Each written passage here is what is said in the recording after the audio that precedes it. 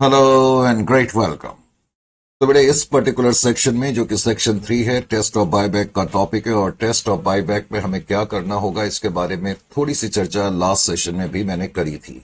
मैंने बताया था जब भी कोई कंपनी बायबैक करती है, हमें इतना तो मालूम है कि बायबैक 25% से ज्यादा का नहीं हो सकता, लेकिन at the same time buyback possibly maximum number of share हम कितना कर सकते हैं, ये देखने के लिए कंपनी को 3 टेस्ट करने पड़ते हैं। वो 3 टेस्ट कौन से होते हैं और उन 3 टेस्ट के थ्रू ये कैसे डिसाइड हो सकता है कि कितना मैक्सिमम पॉसिबल बायबैक हम करेंगे, ये देखने के लिए इस पर्टिकुलर टॉपिक को हमने लिया और इस पर्टिकुलर क्वेश्चन को हमने लिया। और ये बहुत अहम और इंपॉर्टेंट टॉपिक है, डेफिनेटली इसमें से एक क्वेश्चन एग्जामिनेशन में आना ही होता है। अब उसने हमें यह बताया कि M444 लिमिटेड नाम की कोई कंपनी है और उसका कैपिटल स्ट्रक्चर आपको यहां पर मौजूद है। आप देख रहे हैं कि इक्विटी शेयर कैपिटल में 300 करोड़ रुपीस है, फिगर्स करोड़ में है। उसके अलावा कंपनी के कुछ रिजर्व्स आपको दिए हुए हैं। रिजर्व्स में भी जनरल रिजर्व है, सिक्योरिटी प्रीमियम है, प्रॉफिट और लॉस अकाउंट है। और वैसे तुम्हें एक रिजर्व और दिया हुआ है, एक्सपोर्ट रिजर्व। आपको याद होगा मैंने बताया था कि ये स्टैट्यूटरी रिजर्व है। उसके अलावा लोन फंड्स भी आपको क्वेश्चन में मौजूद है। लोन फंड्स का मतलब ये लॉन्ग टर्म डेट्स है कंपनी के। और नीचे उसने लिखा, नीचे जो लिखा है वो लंबी चौड़ी लाइन तो लिखी है, लेकिन उसका क्या मतलब है, share holders, the share holder on the recommendation of board of director approved wide special resolution at their meeting on 10th of April 2018 a proposal to buy back maximum permissible equity share considering the huge cash surplus. तो इस company के पास huge cash surplus है, तो board of director ने recommend करा कि क्यों ना हम बाय बैक कर लें। तो शेयर होल्डर्स ने मीटिंग में उस प्रपोजल को जो है वो अप्रूव कर लिया। Is it clear to you और नॉट? तो अब आगे क्या कहता है, आगे कहता है जब हम बाय बैक करेंगे, the market price was hovering round the range of ₹25। और मार्केट में जो प्राइस चल रहा है वो 25 का चल रहा है। And in order to induce का मतलब उनको हम लालच दे रहे हैं। And in order to induce the existing share holder to offer their shares for buy back, it was decided to offer a price of 20% above market. पहले तो इस बात का भी मतलब समझे, इसका क्या मतलब है। पहले तो जो ये छोटा सा पॉइंट लिखा है इसका क्या मतलब है, मैं थोड़ा इसको क्लियर कर दूं, नहीं तो फिर एकदम से समझ में नहीं आएगा। पहले तो आप समझने की कोशिश करें, ये जो कंपनी है M444 लिमिटेड नाम की, बेटे M444 नाम की ये जो कंपनी है, इस कंपनी के एक शेयर की फेस वैल्यू कितनी है? 10 रुपए है। इस कंपनी के एक शेयर की वैल्यू 10 रुपए है। Is it clear to you? और मार्केट में इस कंपनी का जो प्राइस है, मार्केट में जो प्राइस है इस कंपनी का इस वक्त कितना चल रहा है? जैसा कि क्वेश्चन में दिया, 25 रुपए का प्राइस चल रहा है। 25 रुपए का प्राइस चल रहा है। अब इस कंपनी के लिए जहां ये अच्छी बात है कि मार्केट में इनका प्राइस काफी ज्यादा है, वहीं थोड़ा सा इस कंपनी के लिए एक खतरा भी है। सर खतरा किस तरीके का खतरा? बेटे इस कंपनी के लिए खतरा किस सेंस में है? सपोज आपने इस कंपनी के 1000 शेयर खरीदे हुए हैं। आपने इस कंपनी के, लेट अस से आपका नाम मिस्टर ए है, तो मिस्टर ए नाम के आदमी ने इस कंपनी के 1000 शेयर खरीदे।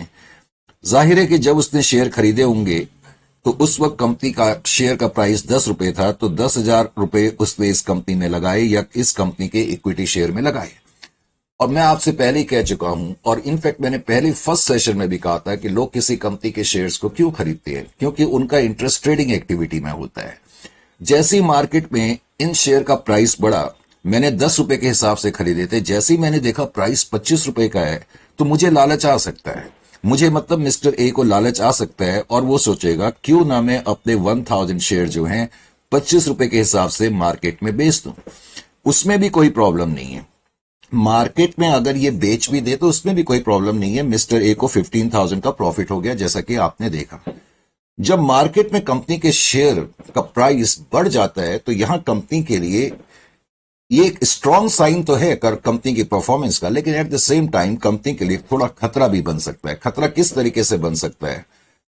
मान लेते हैं कि कोई कंपनी है मार्केट में, कोई बहुत बड़ी कंपनी, और मार्केट में ऐसा होता है, मैं तुम्हें यह भी बताने की कोशिश कर रहा हूं। देखो मार्केट में जो बड़ी कंपनी होती है ना, वो नहीं चाहती कि उनके कंपटीशन में कोई कंपनी आए, तो वो छोटी कंपनियों को या तो टेक ओवर कर लेती है या तो लीगल तरीके से टेक ओवर करती है।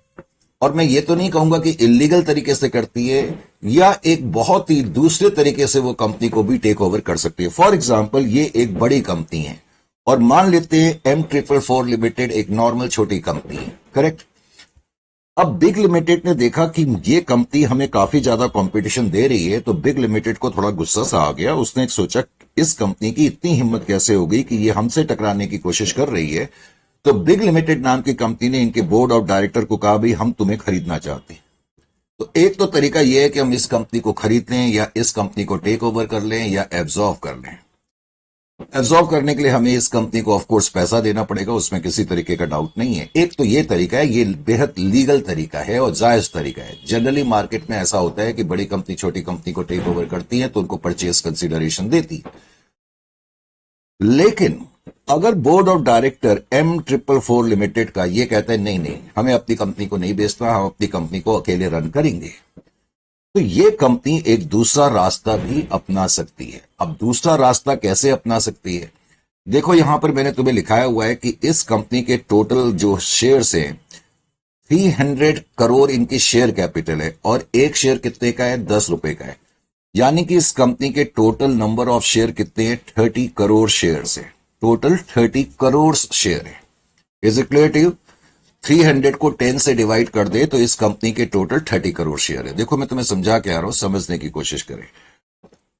अब जब इस कंपनी ने देखा, बिग कंपनी ने देखा कि ये कंपनी M444 लिमिटेड हमारे प्रपोजल को ठुकरा रही है, क्योंकि हमने प्रपोजल दिया था कि भाई हम तुम्हें खरीदना चाहते हैं और इन्होंने मना कर दिया, तो बिग कंपनी क्या कर सकती है?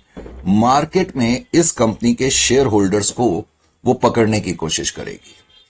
इस कंपनी के M444 के जो भी शेयर होल्डर्स है, मान लेते हैं Mister A, Mister B, Mister C, D, E, F, दुनिया भर के जो भी इनके शेयर होल्डर्स हैं, ये कंपनी उनको तलाशने की कोशिश करेगी, तराशने की कोशिश करेगी, और उन शेयर होल्डर्स को ये लालच दे सकती है। क्या लालच दे सकती है? जैसे कि बिग कंपनी ने क्या करा, थोड़ी देर के लिए मान करके चल लेते हैं कि मार्केट में प्राइस जो है वो 25 रुपए का चल रहा है, तो बड़ी कंपनियां क्या करती है? शेयर होल्डर्स को लालच दे देती है कि भाई मार्केट में तो प्राइस 25 रुपए चल रहा है, हम तुम्हें ऐसा करते हैं 27 रुपए पर शेयर देने के लिए तैयार है, तो आप अपने शेयर हमें बेच दो। तो बहुत सी कंपनी मार्केट से क्या करती हैं? कंपनी के शेयर होल्डर्स से शेयर्स खरीद लेती हैं। अब मान लेते हैं कि मार्केट में जितने भी शेयर होल्डर्स थे, काफी ज्यादा, बल्कि जितने तो पॉसिबल नहीं है, लेकिन majority of the share holders को लालच देकर के बिग कंपनी ने इस कंपनी के शेयर खरीद लिए। अब मान लेते हैं कि 30 करोड़ में से, थोड़ी देर के लिए मान के चलो, मान लेते हैं कि 30 करोड़ में से 16 करोड़ के शेयर मार्केट से बी लिमिटेड ने खरीद लिए। अब जो M कंपनी है, M444 लिमिटेड नाम की कंपनी, उसके टोटल नंबर ऑफ शेयर कितने हैं? 30 करोड़। और बेटे 30 करोड़ में से अगर 16 करोड़ शेयर बिग लिमिटेड के हाथ में आ जाएं, तो इस कंपनी का कंट्रोल बिग लिमिटेड के हाथ में आ जाएगा, क्योंकि किसी भी कंपनी में जो डिसीजंस पास होते हैं अधिकतर वो मेजॉरिटी वोट से होते हैं। क्योंकि 50% से ज्यादा का शेयर अगर मेरे हाथ में आ गए, यानी कि बिग लिमिटेड के हाथ में आ गए, तो इस कंपनी का कंट्रोल ऑलमोस्ट इस कंपनी के हाथ में आ गया, और एक तरीके से ये कंपनी अब बिग लिमिटेड की कंपनी बन गई। तो मार्केट में ये भी एक तरीका होता है किसी कंपनी के शेयर, किसी कंपनी को टेक ओवर करने का। Is it clear to you और नॉट? तो मैंने शुरू में बताया था कि कोई कंपनी बाई बैक क्यों करती है। मैंने कहा भी था आपसे कि मैं इसको बाद में आपको बताऊंगा, जब खास तौर से मैं थ्योरेटिकल नोट्स की चर्चा करूंगा, तब हम इसके बारे में ज्यादा बातचीत करेंगे। लेकिन जब कोई कंपनी, बड़ी कंपनी किसी दूसरी कंपनी को इस तरीके से टेक ओवर करती है, यानी कि मार्केट में शेयर होल्डर से शेयर खरीद करके इतने सारे शेयर इकट्ठे कर लेती है कि कंपनी का कंट्रोल इनके हाथ में आ जाता है, इस तरीके के टेक ओवर को हम कहते हैं hostile take over. Hostile take over, HOSTILE, hostile take over. Is it clear to you? तो ये भी एक तरीका होता है। तो ये कंपनी जो M444 लिमिटेड है, उसको भी मालूम है कि मार्केट में हमारी कंपनी का शेयर 25 रुपए का है। तो इस कंपनी को जो मैं बता रहा था, एक इस तरीके का डर है कि हमारे शेयर होल्डर कहीं किसी दूसरी कंपनी को जो हमें टेक ओवर करना चाहती है, कहीं उनको अपने शेयर ना बेच दे। इसलिए इस कंपनी ने क्या करा, ध्यान से सुनो। अब जो M444 लिमिटेड नाम की कंपनी है, उसको यह डर है कि ये जो कंपनी है या मार्केट में कोई बहुत बड़ी कंपनी है वो हमारे शेयर होल्डर के शेयर खरीद करके हमारे ऊपर कंट्रोल ले सकते हैं। तो हॉस्टाइल टेक ओवर को रोकने के लिए भी हम बाई बैक करते हैं। तो इस कंपनी ने क्या डिसाइड करा, भाई मार्केट में प्राइस तो 25 चल रहा है और हम उसमें भी 20% ऐड कर देते हैं, 20% 5 हो जाएगा। इसका मतलब अब M444 लिमिटेड नाम की कंपनी क्या कह रही है, अपने शेयर होल्डर्स को बोल रही है कि मार्केट में आप जो शेयर है किसी और को मत बेचो, आप हमें वापस बेच दो। यानी कि कंपनी अपने शेयर होल्डर्स को एक तरीके से डायरेक्शन दे रही है कि आप मार्केट में किसी और को शेयर ना बेचें, अपने शेयर हमें ही बेच दें, और हमें आप बेचेंगे तो हम आपको मार्केट से भी ज्यादा प्राइस ऑफर करेंगे, 30 रुपए का प्राइस हम आपको ऑफर करेंगे। तो ये बात समझ में आनी चाहिए बेटे, सिर्फ क्वेश्चन सॉल्व करने से कहानी नहीं बनती है। अब आप इस लेवल पे आ गए कि आपको इस तरह की टर्म से वाकिफियत होनी चाहिए। ये हॉस्टाइल टेक ओवर क्या होता है, तो ये चीजें भी अब आपको मालूम होनी चाहिए। Is it clear to you? तो बाई बैक करने का एक बड़ा मकसद ये भी होता है कि कंपनी हॉस्टाइल टेक ओवर को रोकने की कोशिश करती है। अपने ही शेयर होल्डर को मार्केट से भी ज्यादा प्राइस देकर के हम कहते हैं कि अपने शेयर आप हमें बेच दे। तो यहां कंपनी ने कुछ ऐसा ही करा है। यहां कंपनी ने क्या करा है कि मार्केट में जो प्राइस 25 है, तो अपने शेयर होल्डर को इंड्यूस करा। इंड्यूस करने का मतलब लालच दिया कि हम तुम्हें जो मार्केट में प्राइस चल रहा है उसका भी 20% ज्यादा देंगे और आप ये शेयर हमें बेच दो। Is it clear to you? आगे कहता है advise the company on maximum number of share that can be bought back. अब क्वेश्चन तुमसे कहता है कि आप इस कंपनी को एडवाइज करो कि मैक्सिमम नंबर ऑफ शेयर वो कितने खरीद सकती है। ये तुम्हारा बेसिकली क्वेश्चन है। अभी मैंने जानबूझ के क्वेश्चन को सिर्फ यहीं तक पढ़ा। Is it clear to you और नॉट? समझ में आया कि नहीं? तो कैसे अब हम डिसाइड करेंगे टेस्ट ऑफ बायबैक, यानी कि अब की बार हमने कंपनी को एडवाइस देनी है। क्वेश्चन में नहीं दिया हुआ कि कंपनी कितने शेयर खरीद रही है, हमने कंपनी को एडवाइस देनी है कि आप मैक्सिमम कितने नंबर ऑफ शेयर लीगल तरीके से खरीद सकते हो, बायबैक कर सकते हो। ये समझने के लिए अब हमें क्या समझना होगा, जाहिर है कि हमें थोड़ा लिखना भी पड़ता है। तुम्हें मालूम है कि मैं काफी ज्यादा लिखाता हूं और लिखाने के पीछे रीजन भी होता है कि जितना ज्यादा आप लिखते हैं उतना ज्यादा आपको समझ में भी आता है। ये बहुत से बच्चों को पता नहीं लगता, लेकिन मैंने कहा कि जितना आप अपनी हैंडराइटिंग में लिखेंगे उतना आपके लिए फायदेमंद है। तो मेरी आपसे एडवाइस ये है कि फटाफट पेन, पेंसिल, कॉपी, रजिस्टर्स वगैरह आप अपने निकाल लो, सो डैट अब हम इसको स्टार्ट करते हैं। तो टेस्ट ऑफ बायबैक सेक्शन 3 को मैंने स्टार्ट करा। सेक्शन 3 अब हम स्टार्ट कर रहे हैं। सेक्शन 3 का ताल्लुक जो टॉपिक है वो है test of buyback. Test of buyback. Test of buyback को समझने के लिए क्वेश्चन नंबर 3.1 को हमने पहले कंसीडर करा। Question number 3.1। अब 3.1 में हमने पूरा क्वेश्चन पढ़ा। हमने देखा कंपनी की कुछ शेयर कैपिटल है 300 करोड़ की, एक शेयर 10 रुपए का है और कंपनी के कुछ रिजर्व्स हैं। ये चीजें हमने अभी देखी थी, करेक्ट। अब टेस्ट ऑफ बायबैक करने के लिए मैंने कहा 3 तरीके के टेस्ट होते हैं। उन 3 तरीके के टेस्ट में पहले हमने देखा टेस्ट 1, TEST, टेस्ट 1। हमने पहला टेस्ट करा। टेस्ट 1 जो होता है, पहले तो इसको क्या बोलते हैं? टेस्ट 1 को बोलते हैं शेयर आउटस्टैंडिंग टेस्ट। क्या बोलते हैं? Share outstanding test. तो मैंने एक शेयर आउटस्टैंडिंग टेस्ट करा। Share outstanding test, share outstanding test. अब शेयर आउटस्टैंडिंग टेस्ट में मैंने या मुझे करना क्या है? शेयर आउटस्टैंडिंग टेस्ट में मुझे ये करना है, मुझे ये देखना है कि कंपनी के टोटल नंबर ऑफ शेयर्स कितने हैं। तो कंपनी के टोटल नंबर ऑफ शेयर्स कितने हैं पहले तो मुझे ये देखना है। तो कंपनी के टोटल नंबर ऑफ शेयर्स देखने के लिए मैंने क्या करा? Total number of shares, company के जो टोटल नंबर ऑफ शेयर्स हैं, जैसे कि हम देख ही चुके हैं 300 करोड़ कंपनी की शेयर कैपिटल है और एक शेयर कंपनी का 10 रुपए का है। तो इसका मतलब total number of share company के कितने हैं? 30 करोड़ से। 30 करोड़ से फिर मैंने उसको क्या करा? 25% से मल्टीप्लाइड करा। 25% से मैंने इसको मल्टीप्लाइड करा। 25% से मल्टीप्लाइड करने के बाद मेरे पास जो फिगर आ गई 7.5 करोड़ की आ गई। 7.5 करोड़ की आ गई। यानी कि इस टेस्ट का मतलब क्या हो गया? इस पर्टिकुलर टेस्ट के मुताबिक इस पर्टिकुलर टेस्ट के मुताबिक लॉजिकली बाई बैक जितने भी आपके शेयर्स हैं उसके 25% से ज्यादा का नहीं हो सकता। करेक्ट। इस टेस्ट का यह मतलब है कि कोई भी कंपनी जिसके की नंबर ऑफ शेयर्स जितने भी हैं उसके 25% से ज्यादा का बाई बैक कंपनी नहीं कर सकती। अब लेकिन आगे यह भी समझना है, अब सपोज कंपनी 7.5 करोड़ शेयर खरीदती है तो कंपनी का कितना पैसा बाहर जाएगा, आप ये भी जरूर कंप्यूट कर लिया करें। हालांकि बुक्स वगैरह इस तरह की चीजें नहीं दिखेंगी तुम्हें, लेकिन समझाने के लिए, यानी कि अगर सपोज ये कंपनी इस टेस्ट के मुताबिक 7.5 करोड़ शेयर खरीदेगी तो कंपनी का टोटल पैसा या टोटल फाइनेंसिंग कंपनी को कितनी करनी पड़ेगी। तो टोटल फाइनेंसिंग रिक्वायर्ड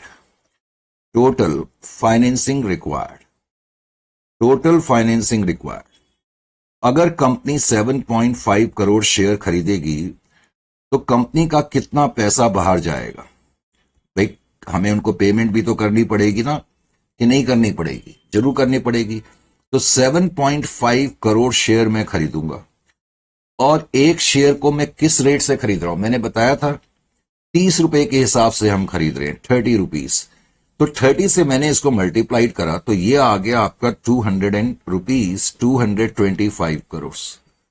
इसका मतलब अगर मैं इस टेस्ट के मुताबिक 7.5 करोड़ शेयर खरीदूंगा, पहले तो मैं 7.5 करोड़ खरीद सकता हूं इस टेस्ट के मुताबिक मैक्सिमम, क्योंकि 25% of total number of share outstanding, इतने शेयर हम खरीद सकते हैं। लेकिन अगर हम खरीदेंगे तो हमारा इतना पैसा बाहर चले जाएगा, यह बात भी आपको समझना है। तो ये टेस्ट तो इतना ही है। उसके बाद फिर हम आते हैं दूसरे टेस्ट पे। अब दूसरे टेस्ट को समझने के लिए मैंने क्या करा, टेस्ट नंबर 2। अब टेस्ट नंबर 2 में मैंने क्या लिखा, टेस्ट 2। पहले तो टेस्ट 2 को क्या बोलते हैं, टेस्ट 2 को हम बोलते हैं रिसोर्स टेस्ट। क्या बोलते हैं, रिसोर्स टेस्ट। इसको बेटे बोलते हैं रिसोर्स टेस्ट। अब इस टेस्ट के मुताबिक मुझे क्या करना होगा यह समझने के लिए आप यहां पर देखें। इसको समझने के लिए पहले तो आपको एक टर्म मालूम होनी चाहिए, इक्विटी। इसमें मुझे क्या करना पड़ता है, एक तो इक्विटी कंप्यूट करनी पड़ेगी, और इस टेस्ट का क्या मतलब है मैं सब कुछ आपको क्लियर करूंगा। इस टेस्ट के मुताबिक मुझे पहले अपनी इक्विटी कंप्यूट करनी पड़ेगी। बेटे इक्विटी कंप्यूट करने के लिए रुपीज इन करोड़। अकाउंट्स में इक्विटी का क्या मतलब होता है, इक्विटी का मतलब क्या होता है, एक तो जो हमारी इक्विटी शेयर कैपिटल है, इक्विटी शेयर कैपिटल, तुमने देखा कि इक्विटी शेयर कैपिटल 300 करोड़ की क्वेश्चन में दी हुई है, 300 करोड़। और फिर हम उसमें अपने रिजर्व्स एंड सरप्लस ऐड करते हैं। इक्विटी का मतलब एक तरीके से शेयर होल्डर्स फंड होता है, और शेयर होल्डर फंड का मतलब equity share capital plus reserve and surplus. अब रिजर्व एंड सरप्लस जब हम लेंगे तो इसमें जनरल रिजर्व को हम लेंगे। जनरल रिजर्व 270 है, ये हमें क्वेश्चन में दिया हुआ है। जनरल रिजर्व के अलावा क्वेश्चन में सिक्योरिटी प्रीमियम भी दिया है, सिक्योरिटी प्रीमियम भी हम लेंगे। और सिक्योरिटी प्रीमियम कितने का था, 100 का था, तो वो भी हम लेंगे। उसके अलावा हम इस क्वेश्चन में प्रॉफिट एंड लॉस अकाउंट भी दिया है, प्रॉफिट एंड लॉस अकाउंट भी लेंगे। लेकिन बेटे स्टैट्यूटरी रिजर्व्स को कंसीडर नहीं करना है। जो स्टैट्यूटरी रिजर्व्स होते हैं वो तुम्हारे शेयर होल्डर्स फंड के पार्ट नहीं होते, करेक्ट। तो ये ऐड करने के बाद अगर मैं इन सबको ऐड कर दूं तो ये कितना आ जाएगा, ये आ जाएगा 720 रुपीज, 720 करोड़ रुपीज, 720 करोड़। तो रुपीज 720 करोड़। तो मेरी जो इक्विटी है, या इस कंपनी की जो इक्विटी है, या इक्विटी शेयर होल्डर फंड है, या शेयर कैपिटल प्लस रिजर्व्स जो है, इन एग्रीगेट जो है हम कह सकते हैं 720 करोड़ के। यहां तक ठीक है। अब ये चीज हासिल करने के बाद मैंने क्या करा, इसके बाद इसी स्टेप के अंदर पहले तो मैंने टेस्ट 2 लिखा। टेस्ट 2 के अंदर पहला स्टेप ये है कि मुझे पहले तो इक्विटी या शेयर होल्डर्स फंड कंप्यूट करने हैं, और उसके बाद, और शेयर होल्डर फंड का मतलब मैं बता ही चुका हूं, equity share capital plus all reserves. और उसके अलावा फिर मैंने अब क्या करा, 25% कंप्यूट करा, 25% ऑफ 720, यानी कि 25% ऑफ शेयर होल्डर्स फंड। और शेयर होल्डर फंड का मतलब share capital plus reserve and surplus. यानी कि इस टेस्ट के मुताबिक देखो, जो पहला टेस्ट है ना, पहले टेस्ट में पहला टेस्ट हमें नंबरिंग में एक तरीके से आंसर देता है। पहला टेस्ट कहता है आपके जितने भी नंबर ऑफ शेयर्स है उसका 25% आप मैक्सिमम बाईबैक कर सकते हैं, उससे ज्यादा बाईबैक नहीं कर सकते। मैक्सिमम जो आप बाईबैक कर सकते हैं जितने भी आपके शेयर हैं उसका 25% कर सकते हैं।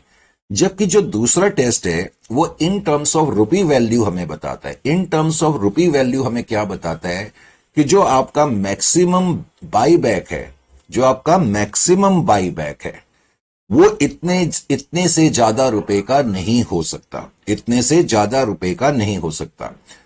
कितने से ज्यादा रुपए का नहीं हो सकता? 25% of share capital plus reserve या 25% ऑफ इक्विटी। समझ में आया? 25% of share capital plus reserve, इसका मतलब 25% ऑफ इक्विटी से ज्यादा का हमारा। क्योंकि बहुत से बच्चे ना इन दो पॉइंट को ठीक तरह से समझ नहीं पाते। याद ये रखना है जो पहला टेस्ट है वो आपको इन टर्म्स ऑफ नंबर बताता है कि जितने भी आपके शेयर्स है उसके 25% से ज्यादा का बाईबैक नहीं हो सकता। करेक्ट। दूसरा टेस्ट आपको डायरेक्टली ये बताता है कि इतने रुपए से ज्यादा का बाईबैक नहीं हो सकता। कितने रुपए से? 25% of equity share capital plus what we call all the reserves. तो 25% ऑफ 720 बेटे कंप्यूट करा। अब ये कितना आ गया? अगर हम इसको कंप्यूट करते हैं 360 का हाफ कितना होता है? 180। मेरे ख्याल से तो इतना ही आएगा, तो 180 करोड़। तो इसका मतलब इस वाले केस में आपने देखा था फर्स्ट टेस्ट में मैंने आपको यह भी बताया था कि अगर हमारी कंपनी 7.5 करोड़ शेयर खरीदेगी तो 7.5 करोड़ शेयर्स को खरीदने के लिए हमें 225 करोड़ स्पेंड करने पड़ेंगे। लेकिन इस टेस्ट के मुताबिक हम 180 करोड़ से ज्यादा का बाईबैक नहीं कर सकते। अगर मैं इन दोनों टेस्ट में से सपोज अगर हमारे पास दो ही टेस्ट अवेलेबल है तो कौन से ऑप्शन कंपनी के ऊपर अप्लाई होगा? फिर ये वाला ऑप्शन अप्लाई होगा। मैंने बताया हम ये तीनों टेस्ट को करेंगे। इन तीनों टेस्ट में जो सबसे लीस्ट अमाउंट होगा कंपनी उतने तक का बाईबैक कर सकती है। यानी कि अगर मैं इन दोनों टेस्ट को अपने सामने रखूं तो मेरा बाईबैक अभी ये वाला पॉसिबल है, क्योंकि ये वाली फिगर 180 करोड़ की फिगर 225 करोड़ की फिगर से कम है। क्योंकि 7.5 करोड़ शेयर्स को खरीदने के लिए 225 करोड़ चाहिए, लेकिन यह टेस्ट कहता है कि आपका बाईबैक 180 करोड़ से ज्यादा का नहीं हो सकता। अच्छा, मुझे एक बात बताओ, अगर इस टेस्ट में मैं आपसे पूछूं, क्योंकि इस टेस्ट में हमें नंबरिंग नहीं दी रहती है, अगर मैं आपसे यह पूछूं इस टेस्ट में कि कितने नंबर ऑफ शेयर मैं खरीद सकता हूं, तो कैसे आप आंसर देंगे? Number of share which can be bought back. तो नंबर ऑफ शेयर्स, तो कितने शेयर्स का मैं बाई बैक कर सकता हूं? नंबर ऑफ शेयर्स, कितने शेयर्स का बाई बैक कर सकता हूं? Number of share date can be bought back, date can be bought back. इस टेस्ट के मुताबिक, क्योंकि इस टेस्ट के मुताबिक हमारे पास नंबर ऑफ शेयर नहीं आते, हमारे पास वैल्यू आती है, रुपी वैल्यू। ये टेस्ट बता रहे 180 करोड़ से ज्यादा का बाई बैक नहीं हो सकता। अब मैं ये देखना चाहता हूं कि मैं कितने शेयर मैक्सिमम खरीद सकता हूं। Suppose number of share x है। अगर मैं ये नंबर ऑफ शेयर खरीदता तो मुझे 30 रुपए के हिसाब से खरीदने पड़ते। Is it clear to you? और 30 रुपए के हिसाब से खरीदने के लिए मैं 180 करोड़ से ज्यादा का पैसा नहीं दे सकता। तो अब मैं number of shares easily find कर सकता हूं। तो x का मतलब नंबर ऑफ शेयर कितने हो जाएंगे? रुपीस 180 करोड़ को अगर मैं बाई बैक प्राइस से डिवाइड कर दूं, बाई बैक प्राइस 30 है, तो मुझे यह पता लग गया इस टेस्ट के मुताबिक कि मैं ज्यादा से ज्यादा 6 करोड़ शेयर बाई बैक कर सकता हूं। तो ज्यादा से ज्यादा मैं 6 करोड़ शेयर्स बाई बैक कर सकता हूं। अब हम ये भी कह सकते हैं, are you getting my point or not? यानी कि पहले टेस्ट में हमारे पास नंबरिंग आती है शेयर्स की, और फिर हम ये निकालते हैं कि कितना हमारा पैसा बाहर जाएगा। जबकि इस टेस्ट में हमें पहले ही पता लग जाता है कि मैक्सिमम बाईबैक इतने रुपए से ज्यादा का नहीं हो सकता, और उसके बाद हमने नंबर निकाला तो हमें पता लग गया कि भाई 6 करोड़ शेयर से ज्यादा का बाईबैक नहीं हो सकता। तो अभी तक ये जो दो टेस्ट हमारे सामने हैं, तो पहले वाला टेस्ट अब फेल माना जाएगा। इसका मतलब कंपनी अभी तक जो टेस्ट हमारे सामने उसके मुताबिक 6 करोड़ शेयर का बाईबैक कर सकती है।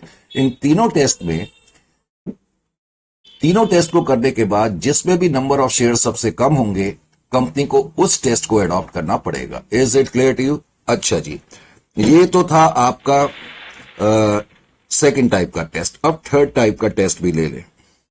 सर थर्ड टाइप का टेस्ट भी है, राइट। तीन टेस्ट है बेटा, मैंने शुरू में बोला था। जो तीसरा टेस्ट है उसको हम बोलते हैं debt equity test.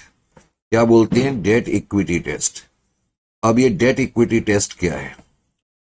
Debt equity test, debt equity test. अब ये डेट इक्विटी टेस्ट क्या है? तुमने इससे पहले के लेवल पे कई बार पढ़ा हुआ है। डेट इक्विटी रेशियो पढ़ा है या नहीं पढ़ा? राइट सर, हमने बहुत बार पढ़ा हुआ है, very good.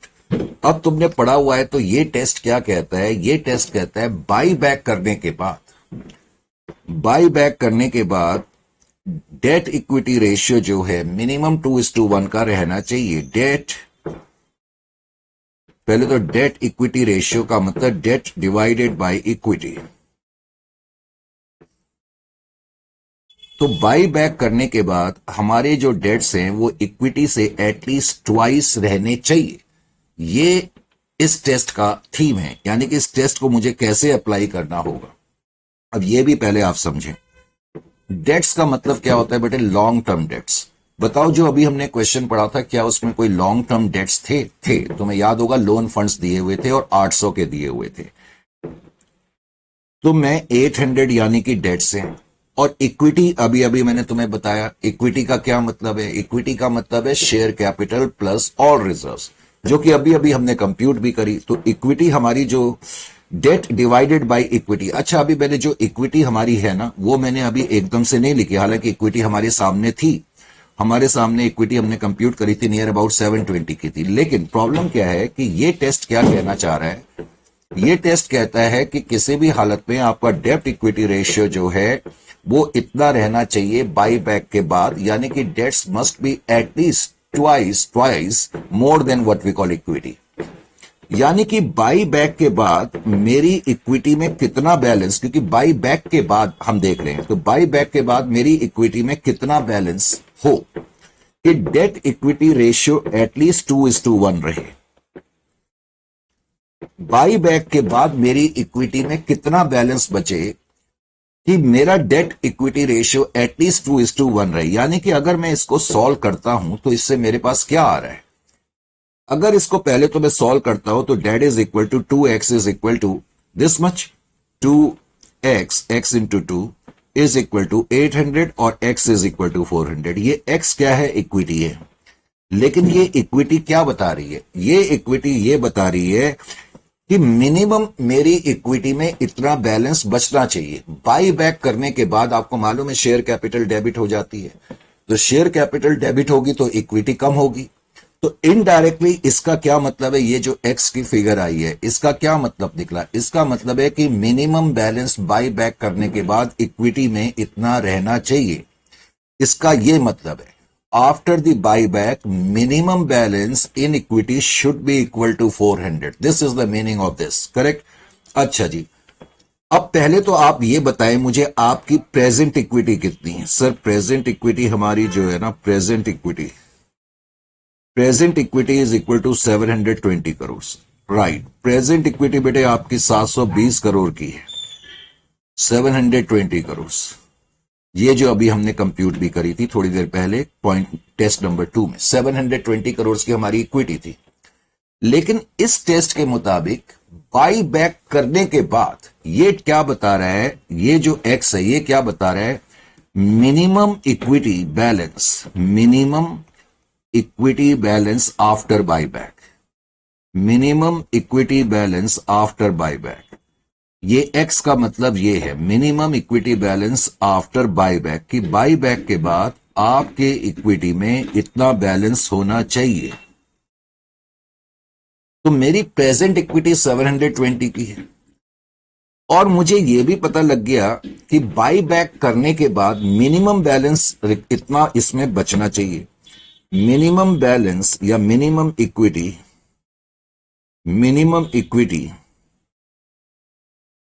After buyback, buyback के बाद इस मिनिमम इक्विटी इतनी होनी चाहिए। कितनी होनी चाहिए? 400 की होनी चाहिए। तो इसका क्या मतलब है बेटे? इसका मतलब यह हो गया कि मैं ज्यादा से ज्यादा 320 करोड़ की इक्विटी कम कर सकता हूं, यानी कि इक्विटी शेयर कैपिटल कम कर सकता हूं। ये 320 करोड़ की फिगर क्या बता रही है? पॉसिबल बाईबैक, यानी कि जो आपका पॉसिबल बाईबैक हो सकता है, पॉसिबल बाईबैक आप 320 करोड़ तक की इक्विटी शेयर कैपिटल खरीद सकते हैं, क्योंकि 300 इक्विटी शेयर कैपिटल जब आप खरीदेंगे तो आपकी इक्विटी घट करके 400 की हो जाएगी। लेकिन अगर आप 320 से ज्यादा की इक्विटी शेयर कैपिटल खरीदेंगे तो आपकी इक्विटी अकाउंट में मिनिमम बैलेंस 400 से नीचे हो जाएगा और यह टेस्ट वायलेट हो जाएगा। समझ में आया? उस समय डेब्ट इक्विटी रेशियो फिर ज्यादा हो जाएगा, जो कि मिनिमम 2:1 रहना चाहिए। तो पॉसिबल बाईबैक जो होगा वो 320 करोड़ का हो सकता है इस टेस्ट के मुताबिक। ये पॉइंट है। इस वाले टेस्ट में भी आपको यह पता लग गया कि कितने रुपए तक का आप बाईबैक कर सकते हैं, कितने रुपए तक का बाईबैक कर सकते हैं। तो अगर आप नंबर ऑफ शेयर्स देखना चाहते हैं तो उसी तरीके से देख सकते हैं। Number of shares that can be bought back, number of shares that can be bought back। तो जो शेयर्स आप खरीद सकते हैं इस टेस्ट के मुताबिक, कितने नंबर ऑफ शेयर आप खरीद सकते हैं, तो मैंने कहा था जो भी अमाउंट है 320 करोड़ को आप बाई बैक प्राइस से डिवाइड कर दो। 320 को मैं डिवाइड कर दूं बाई बैक प्राइस से, तो बाई बैक प्राइस 30 रुपीज का है। तो इससे बेटा मेरे सामने क्या फिगर आ गई? इससे मुझे ये पता लग गया, अगर मैं इसको डिवाइड करूं तो ये कितना आ जाएगा भाई, डेट इज इक्वल टू, ये तो पॉइंट्स में आ रहा है, ऐसा लगता है 10.67। एनीवे, तो नंबर ऑफ शेयर जो आ गए वो 10.67 करोड़ के आ गए। 10.67 crore, oh my God, 10.67 crore के शेयर हमारे पास आ गए। अब आपने 3 टेस्ट करे, करेक्ट? जस्ट मैं समझाने के लिए आपको बता रहा हूं। जो 3 टेस्ट आपने करे हैं एनालिसिस, ये सॉल्यूशन की जरूरत नहीं है, लेकिन ये इस पार्ट की जरूरत नहीं है जो मैं रेड पेन से लिख रहा हूं, लेकिन जस्ट समझाने के लिए। जब हमने एनालिसिस करेंगे तो टेस्ट नंबर 1, टेस्ट नंबर 2 और टेस्ट नंबर 3। टेस्ट नंबर 1 के मुताबिक हमारी जो फाइनेंसिंग हो रही है, यानी कि जो पैसा बाहर जाएगा, फाइनेंसिंग रिक्वायर्ड, जो फाइनेंसिंग रिक्वायर्ड थी फर्स्ट टेस्ट के मुताबिक, थर्ड टेस्ट के मुताबिक तो हमने देखा 320 करोड़ रुपए, थर्ड टेस्ट 320 करोड़ रुपए बाहर जाएंगे। और सेकंड टेस्ट जब हमने करा था, ये तो थर्ड टेस्ट था, सेकंड टेस्ट जब हमने करा था तो 720 का 25% 180 करोड़ रुपीस बाहर जाएंगे। 180 करोड़, इतना पैसा बाहर जाएगा। और जो हमने फर्स्ट टेस्ट करा था, फर्स्ट टेस्ट में हमने कंप्यूट करा था कि 225 करोड़ पॉसिबली बाहर जा सकता है, 225 करोड़। तो आप फाइनेंसिंग को देख करके भी आंसर दे सकते हैं, या फिर और number of share. First test में हमने, हमारे पास जो नंबर ऑफ शेयर्स आए थे दैट इज 7.5 आए थे। जब हमने सेकंड टेस्ट करा तो उसमें 6 करोड़ आए थे, और जो हमने फाइनल टेस्ट करा इसमें 10.67 आए थे। यानी कि इस पर्टिकुलर टेस्ट के मुताबिक, इन तीनों टेस्ट को देखते हुए हम कह सकते हैं कि ये कंपनी जो है 6 करोड़ खरीद सकती है, और 6 करोड़ खरीदने के लिए ऑफकोर्स इसको 180 करोड़ रुपीस देने होंगे। Is it clear to you और नॉट? तो मैक्सिमम पॉसिबल बाई बैक जो ये कंपनी कर सकती है debt is equal to of 6 crore. तो 6 करोड़ से ज्यादा शेयर हम इस केस में बाई बैक नहीं कर सकते। जो लीस्ट फिगर आएगी ना, उसके हिसाब से आपने आंसर देना है। ये पॉइंट आपको समझना होगा। Is it clear to you? अच्छा जी, सपोज यही क्वेश्चन है और यही डाटा है। सपोज यही क्वेश्चन है बी, सपोज यही क्वेश्चन है और यही डाटा है। मैं ये कहूं suppose loan funds is equal to, suppose loan funds, तुम्हें याद है जो लोन फंड्स हमें दिए हुए थे, जो हमने क्वेश्चन अभी पढ़ा था, उसमें 800 के थे। लेकिन अगर मैं लोन फंड्स की फिगर चेंज कर दूं और बाकी सब चीजें सेम रखूं, suppose loan funds is equal to 1200 crore. Suppose loan funds का अमाउंट 1200 करोड़ से, तो बताओ इस केस में मैं तीनों टेस्ट को कैसे अप्लाई करूंगा, या इस टेस्ट में आप मुझे बताएं कि यानी कि अब आप मुझे बताएं कि कंपनी का मैक्सिमम पॉसिबल बाई बैक कितना हो सकता है। कंपनी का मैक्सिमम पॉसिबल बाई बैक कितना हो सकता है, इसके लिए पहले मैंने उसी तरीके से करा फर्स्ट टेस्ट। और फर्स्ट टेस्ट हमने अप्लाई करा। हमें फर्स्ट टेस्ट का मतलब पता है। फर्स्ट टेस्ट का मतलब है जिसको कि हम कहते हैं share outstanding test. Share outstanding test. तो शेयर आउटस्टैंडिंग टेस्ट के मुताबिक सबसे पहले तो हम ये देखते हैं कि हमारे नंबर ऑफ शेयर्स कितने हैं। हमने देखा कि हमारे नंबर ऑफ शेयर्स जो हैं, नंबर ऑफ शेयर्स वो 30 करोड़ से, नंबर ऑफ शेयर्स 30 करोड़ से, तो 30 करोड़ हमने लिख दिया नंबर ऑफ शेयर्स। और मैक्सिमम पॉसिबल बाई बैक जो हो सकता है वो 25% हो सकता है। तो इसका 25 हमने कंप्यूट करा तो 7.5 करोड़। तो 7.5 करोड़ इस पर्टिकुलर टेस्ट के मुताबिक हम बाई बैक कर सकते हैं। हाँ, आप ब्रैकेट में लिख सकते हैं फाइनेंसिंग, हालांकि फाइनेंसिंग देखने की जरूरत नहीं है, वो तो मैंने समझाने के लिए बताया कि इस टेस्ट से हमें यह पता लगता है कि हम मैक्सिमम बाई बैक 7.5 करोड़ का कर सकते हैं। वैसे आप उसको इंटू 30 करके कर लें तो आपको यह पता लग जाएगा अगर आप 7.5 करोड़ खरीदेंगे तो आपका पॉसिबली कितना पैसा बाहर जाएगा, 225 जाएगा। हालांकि वो करके दिखाने की जरूरत नहीं होती, वो मेरा पर्पस था आपको समझाने के लिए। फिर मैंने सेकंड टेस्ट करा। सेकंड टेस्ट हमने करा। सेकंड टेस्ट करने के लिए मुझे रिसोर्स टेस्ट करना पड़ेगा। Resource test. अब रिसोर्स टेस्ट के मुताबिक मुझे क्या करना होता है, एक तो मुझे अपनी शेयर कैपिटल कंप्यूट करनी होती है, शेयर कैपिटल देखनी होती है, उसमें रिजर्व्स को ऐड करना होता है, यानी कि मुझे इक्विटी शेयर होल्डर फंड या इक्विटी कंप्यूट करनी पड़ती है। करेक्ट। यानी कि इस टेस्ट का मतलब है, पहले तो इस टेस्ट को करने के लिए मैंने इक्विटी लिखा। इक्विटी इक्विटी हालांकि हम कंप्यूट कर चुके थे, लेकिन मैं यहां पर एक बार फिर से बता देता हूं। इक्विटी में आपको याद होगा कि हमारी शेयर कैपिटल में 300 करोड़ का बैलेंस था। फिर उसके बाद जनरल रिजर्व में 270 करोड़ का बैलेंस है। जनरल रिजर्व के बाद फिर सिक्योरिटी प्रीमियम था, और सिक्योरिटी प्रीमियम में 100 का बैलेंस था, और प्रॉफिट एंड लॉस अकाउंट में 50 का बैलेंस था। Is it clear to you और नॉट? तो अगर मैं इसको कंप्यूट करूं तो ये कितना आया था हमारा जनरल रिजर्व में, कितना 270 का ही बैलेंस था ना। शेयर कैपिटल कितनी थी हमारी, मुझे कुछ एक सेकंड के लिए मैं चेक कर लूं। हमारी इक्विटी कितनी आई थी, 300, 270, 150, 720। ठीक है, तो 720 हमारी इक्विटी में बैलेंस है। इक्विटी का मतलब शेयर होल्डर्स फंड भी होता है। इक्विटी का मतलब शेयर होल्डर्स फंड भी होता है। तो इस टेस्ट के मुताबिक जो आपकी इक्विटी है, याद रखेंगे इक्विटी की रुपी वैल्यू है 720। तो इस टेस्ट के मुताबिक by back can not exceed 25% of equity, या 25% ऑफ शेयर होल्डर फंड, या 25% of share capital plus reserve. बात एक ही है। तो मैंने अब इसका 25% कंप्यूट करा। 25% ऑफ 720, तो ये कंप्यूट करने के बाद आ गया ₹180। यानी कि इस टेस्ट से मुझे क्या पता लगा कि ज्यादा से ज्यादा इतने रुपए का बाईबैक हो सकता है, इतने रुपए का बाईबैक हो सकता है। अगर इसको मैं ₹30 से, जो बाईबैक प्राइस है, बाईबैक प्राइस ₹30 है, तो मुझे यह भी पता लग जाएगा कि मैं कितने नंबर ऑफ शेयर खरीद सकता हूं। तो नंबर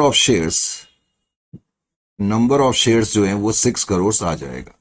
आपने क्या नोट करा, आपने नोट ये करा कि अभी तक मेरे सॉल्यूशन में कोई फर्क नहीं आया है। पहले वाले केस में भी, पहले वाले केस जो हमने लिया था जब लोन फंड्स 800 के थे, तो तब भी टेस्ट 1 और टेस्ट 2 में यही फिगर्स निकली थी। यानी कि जब मैंने लोन फंड्स की फिगर चेंज करी तो उसका इफेक्ट थर्ड टेस्ट में पड़ेगा। जो थर्ड टेस्ट है, debt equity test. Debt equity test का सिंपल वर्ड्स में मतलब है कि बाई बैक के बाद हमारा minimum debt equity ratio at least इतना रहना चाहिए। तो डेट इक्विटी टेस्ट में सबसे पहले तो हम क्या करते हैं, डेट्स लिखते हैं, डेट्स डिवाइडेड बाय इक्विटी। यहां इक्विटी का मतलब है equity after the by back, यहां इक्विटी का मतलब आफ्टर द बाई बैक। और डेट इक्विटी रेशियो जैसा कि मैंने बताया 2:1 होना चाहिए minimum, at least, correct, after the by back. तो लॉन्ग टर्म डेट्स की फिगर मैंने चेंज कर दी। मैंने कहा अब हम मान के चल रहे हैं कि डेट्स में 800 नहीं 1200 करोड़ है। तो इस टेस्ट में थोड़ा सा फर्क आ जाएगा। अब बाई बैक के बाद हमारी इक्विटी कितनी होनी चाहिए वो मुझे अभी मालूम नहीं है, तो मैं पता कर सकता हूं। अब अगर मैं इसको सॉल्व करूंगा तो 1200 इज इक्वल टू 2x और x इज इक्वल टू 600, यानी कि इससे मुझे क्या पता लग गया, ये x की फिगर से क्या पता लग गया कि बाई बैक करने के बाद मेरी इक्विटी में मिनिमम बैलेंस 600 करोड़ का रहना चाहिए। तो मेरी प्रेजेंट इक्विटी कितने की है पहले तो आप ये देखेंगे। अब बेटे प्रेजेंट इक्विटी देखने के लिए आपको क्या करना पड़ेगा, पहले तो आप लिखें प्रेजेंट इक्विटी। प्रेजेंट इक्विटी कितने की है, 720 करोड़ की है। प्रेजेंट इक्विटी आपकी 720 करोड़ की है, 720 करोड़, करेक्ट। और हमें यह पता लग गया कि मिनिमम बैलेंस इक्विटी में 600 करोड़ का रहना चाहिए, लेस मिनिमम बैलेंस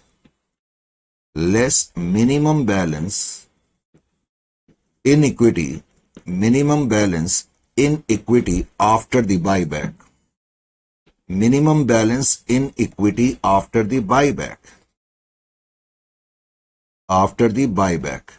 तो बाईबैक के बाद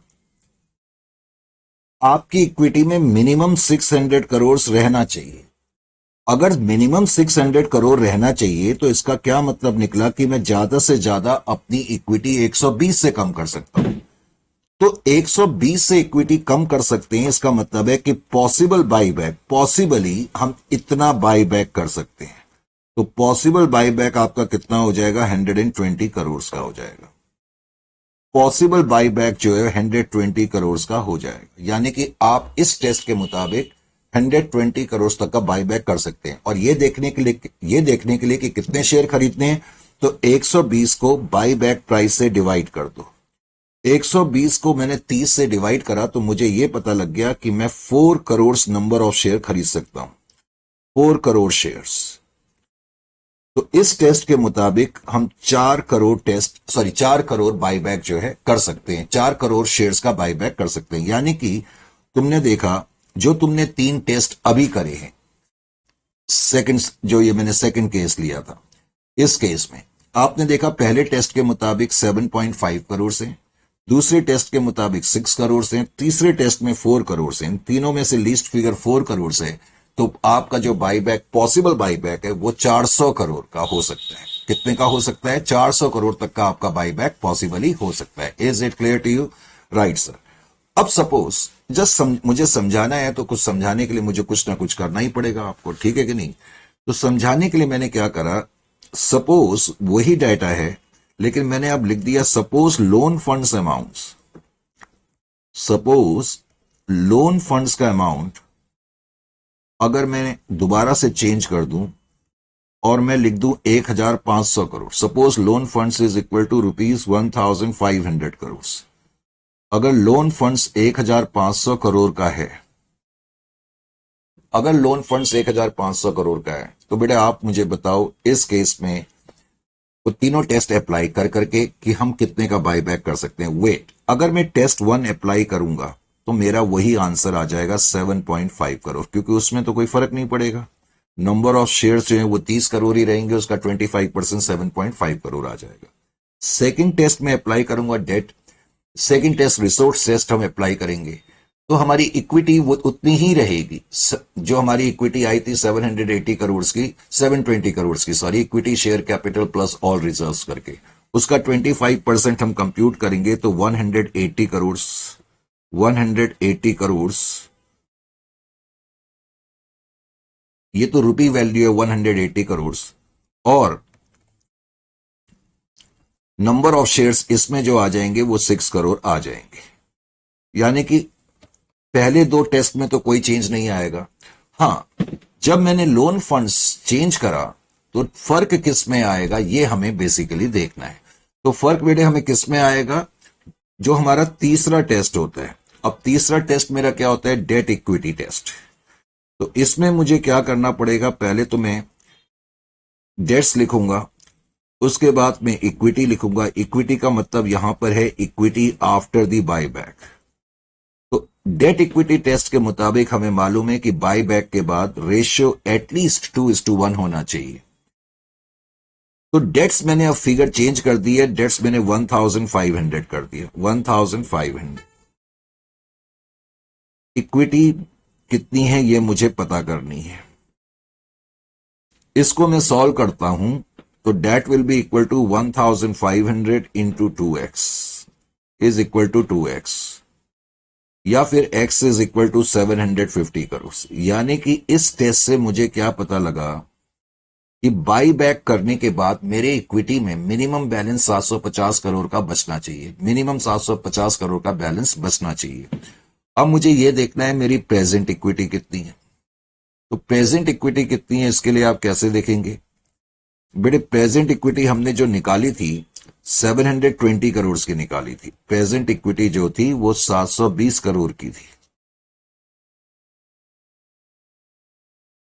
अब मिनिमम इक्विटी रिक्वायर्ड, तो मिनिमम इक्विटी आपको कितनी चाहिए? मिनिमम इक्विटी रिक्वायर्ड, तो मिनिमम इक्विटी रिक्वायर्ड जो है अभी अभी हमने देखा 750 करोड़, 720 की तो मेरी प्रेजेंट इक्विटी है। और अब की बार हमारे पास क्या आ रहा है कि मिनिमम इक्विटी में बाई बैक करने के बाद 750 करोड़ रहना चाहिए। तो इसका मतलब है, अब यहां हम नेगेटिव मत कर देना, इसका मतलब है कि पॉसिबल बाई बैक अब की बार कुछ नहीं हो सकता, क्योंकि ऑलरेडी जितनी इक्विटी चाहिए आपकी प्रेजेंट इक्विटी उससे कम है। तो इसका मतलब इस पर्टिकुलर टेस्ट के मुताबिक तो आप बाई बैक कर ही नहीं सकते, पॉसिबल बाई बैक। तो बिकॉज आप बाई बैक कर ही नहीं सकते, अगर कोई भी एक टेस्ट फेल हो जाए, यानी कि इस टेस्ट के मुताबिक आप बाई बैक नहीं कर सकते, तो इसका मतलब आप बाई बैक नहीं कर सकते। तो no buy back is possible at this moment. ये होता है, यानी कि प्रैक्टिकल लाइफ में जब एक कंपनी बाई बैक का डिसीजन ले लेती है तो ये कंपनी की डायरेक्टर्स की मर्जी नहीं है कि हाँ भाई इतने इतने इतने का बाई बैक कर देंगे। पहले उनको ये देखना पड़ता है, जमीनी हकीकत देखनी पड़ती है, उससे रूबरू होना पड़ता है, और उसके बाद ही फिर ये डिसाइड होता है कि मैक्सिमम पॉसिबल बाई बैक हमारा कितने का होगा। Is it clear to you और नॉट? तो उम्मीद है कि बाई बैक का ये topic, test of buy back, आपको समझ में आया होगा। इसको थोड़ा सा समझने के लिए अब मैं क्या करता हूं, जस्ट वेट, आइए जी। वैसे मैंने सॉल्व भी करे हुए हैं, तो अब उसके बाद जो है अगला 3.2 को देखें। 3.2 में क्या कहता है, ये आपके पास्ट एग्जामिनेशन से ही लिया हुआ क्वेश्चन है, इसको भी ध्यान में रखना है। बेटे 3.2 में वो क्या कहता है, कहते हैं टेस्ट 785 लिमिटेड, कंपनी का नाम ही टेस्ट 785 लिमिटेड है। कहता है has the following balance sheet as a 31 March 2018। कहता है कंपनी की ये बैलेंस शीट है। अब उसने आगे इंफॉर्मेशन दी कि इक्विटी शेयर कैपिटल जो है उसमें 12.5 लाख रुपए मौजूद हैं और एक शेयर जो है वो 10 रुपए का है। इन चीजों का ज्यादा ध्यान रखना चाहिए। फिर कंपनी के जो रिजर्व्स हैं, अब उसने बताया कि कंपनी के जो रिजर्व्स थे, एक तो रेवेन्यू रिजर्व्स हैं 15 लाख के, उसके अलावा सिक्योरिटी प्रीमियम में 2,50,000 है, प्रॉफिट एंड लॉस अकाउंट में 1,25,000 है। ये तीनों के तीनों रिजर्व हम कंसीडर करेंगे जब हमें इक्विटी कंप्यूट करनी होगी। उसके अलावा क्वेश्चन में आगे तुम्हें दिया हुआ है लॉन्ग टर्म बोरोइंग्स। अब ये लॉन्ग टर्म बोरोइंग्स एक तो डिवेंचर्स के रूप में दिया हुआ है 18,75,000 और अनसिक्योर्ड लोन के रूप में तुम्हें दिया हुआ है 10 लाख, करेक्ट। उसके अलावा करंट लायबिलिटी तुम्हें दी हुई है 16,50,000 की। अब बेटे यहां पर एक इंपॉर्टेंट पॉइंट है, जब हम डेट इक्विटी रेशियो फाइंड करेंगे या टेस्ट अप्लाई करेंगे तो वहां हमें डेट्स के आगे कुछ अमाउंट लिखना पड़ता है।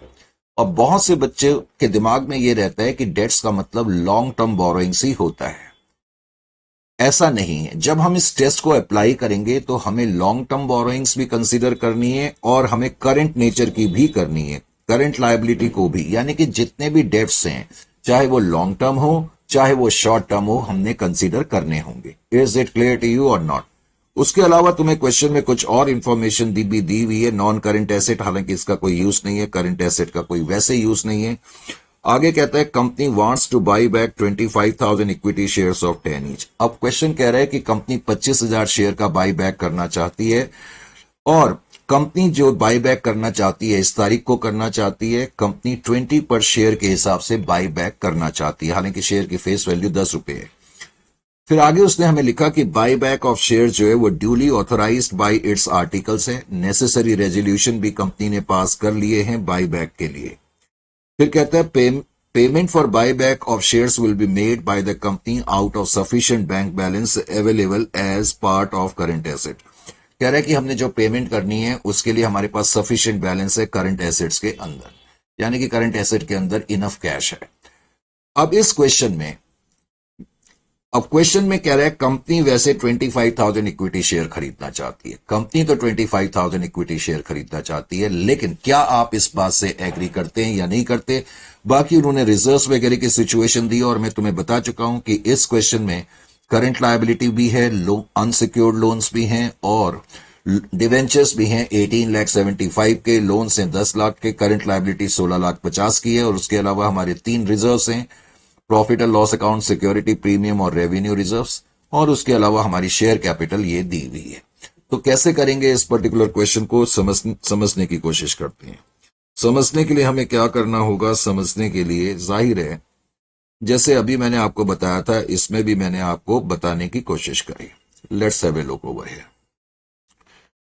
ये क्वेश्चन जो है 3.2, तो 3.2 में मुझे क्या करना है, कैसे करना है, ये देखने के लिए 3.2 को पहले तो आप देखें। 3.2 में भी मैं सबसे पहले तो क्या करूंगा, शेयर आउटस्टैंडिंग टेस्ट करूंगा। तो शेयर आउटस्टैंडिंग टेस्ट करने के लिए मुझे क्या करना पड़ेगा, शेयर आउटस्टैंडिंग टेस्ट के लिए आप पहले तो ये देखें कि नंबर ऑफ शेयर इस कंपनी के कितने हैं। बिल्कुल ठीक, तो पहले मैंने आपके कहने पर नंबर ऑफ शेयर्स देख लिए। नंबर ऑफ शेयर्स हमने देखे, तो इसका मतलब जैसे कि अभी हमने क्वेश्चन में पढ़ा भी था, इस कंपनी के टोटल नंबर ऑफ शेयर 1,25,000 हैं और एक शेयर जो है 10 रुपए के हिसाब से, नंबर ऑफ शेयर 125 है। अब आपको मालूम है कि इस टेस्ट के मुताबिक as per this particular test, buyback cannot exceed 25%. As per this test, buyback cannot exceed 25% of shares outstanding. तो मैंने इसका 25% जो है यहां पर कंप्यूट करा, 25% कंप्यूट करने के बाद अब जो मेरे पास आ गया 31,250। ये 31,250 क्या बता रहा है, नंबर ऑफ शेयर बता रहा है। तो number of shares that can be bought back, तो कंपनी ज्यादा से ज्यादा इतने शेयर्स खरीद सकती है that can be bought back.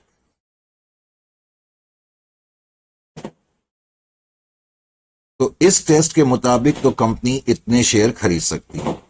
और अगर आप ये देखना चाहते हो अगर कंपनी इतने शेयर खरीदेगी कंपनी का कितना पैसा बाहर जाएगा, तो आप इसको बाई बैक का जो रेट है जो कि 20 रुपए पर शेयर है उससे मल्टीप्लाइड कर करके देख सकते हैं कि कितना पैसा बाहर जाएगा, हालांकि उसकी जरूरत हमें नहीं पड़ती है।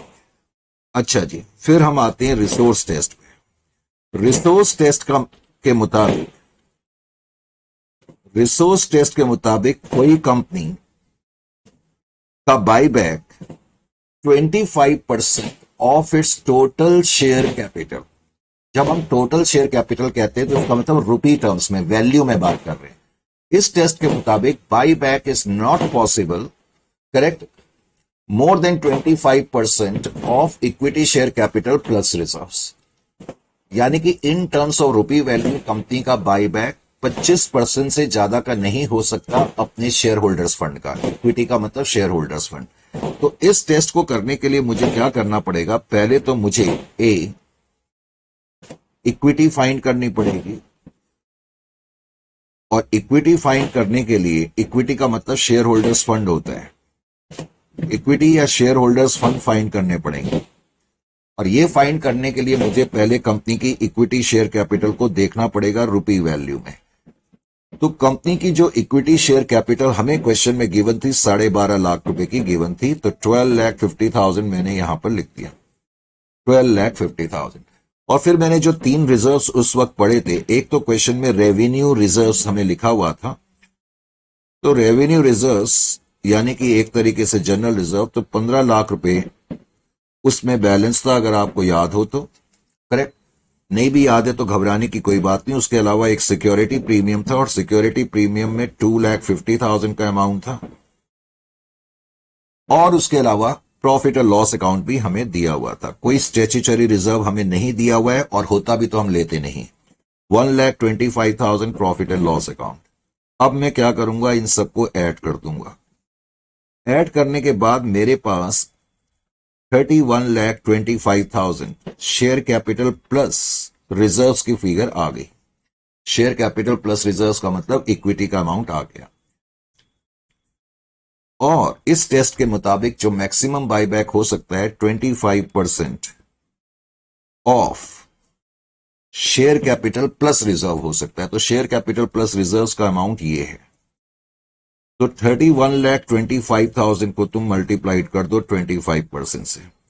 अब 25% से मैं अगर मल्टीप्लाइड करता हूं तो फिगर जो आ जाएगी आपकी 7,81,250। तो 7,81,250 का इन टर्म्स ऑफ वैल्यू इतने रुपए का बायबैक हो सकता है। लेकिन बेसिकली हमें आंसर चाहिए होते हैं किसमें, नंबर में। तो मैं इतने रुपए का बायबैक तो कर सकता हूं। मुझे अगर ये देखना है कि मैं कितने शेयर खरीद सकता हूं, तो इसको मैं बायबैक प्राइस, और बायबैक प्राइस कितना क्वेश्चन में था, 20 रुपए। तो मैं 20 रुपए के हिसाब से इनको खरीदूंगा तो इतना पैसा बाहर जाएगा। तो अब मेरे को यह पता लग गया कि इतने नंबर ऑफ शेयर्स में खरीद सकता हूं। अगर मैं इसको करूं तो ये 39,062 की फिगर आ गई। यानी कि इस टेस्ट के मुताबिक नंबर ऑफ शेयर्स जो आपके पास आ गए, या नंबर ऑफ शेयर्स की जो फिगर आ गई जो कि आप बाई बैक कर सकते हैं, वो 39,062 है। अगर हम इन दोनों टेस्ट को अपने सामने रखें तो इस टेस्ट के मुताबिक 31,250, इसके मुताबिक 39,062 शेयर्स हैं। तो अभी छोटी फिगर बिकॉज ये है, तो अभी तक तो हम इतने शेयर्स के लिए, मतलब मैक्सिमम हम इतने शेयर का बाई बैक कर सकते हैं। अब उसके बाद जो थर्ड टेस्ट है, और थर्ड टेस्ट मैंने अभी अभी आपको कहा, जब थर्ड टेस्ट करेंगे तो उसमें थोड़ा सा हमें ध्यान रखना पड़ेगा। Third test debt equity test. Debt equity test. Debt equity test में आपको क्या करना है कि बाई बैक के बाद आपकी इक्विटी एटलीस्ट इतनी हो कि आपका डेप्ट इक्विटी रेशियो मिनिमम 2:1 का हो। तो डेप्ट इक्विटी रेशियो के लिए पहले तो आप इस टेस्ट को अप्लाई करने के लिए डेट्स लिखें, और उसके नीचे आप इक्विटी लिखें। यहां इक्विटी का मैं बार बार मतलब बता रहा हूं, इक्विटी का मतलब बाई बैक के बाद इतनी इक्विटी रहनी चाहिए, सो डैट हमारा डेट इक्विटी रेशियो एटलीस्ट 2:1 बना रहे।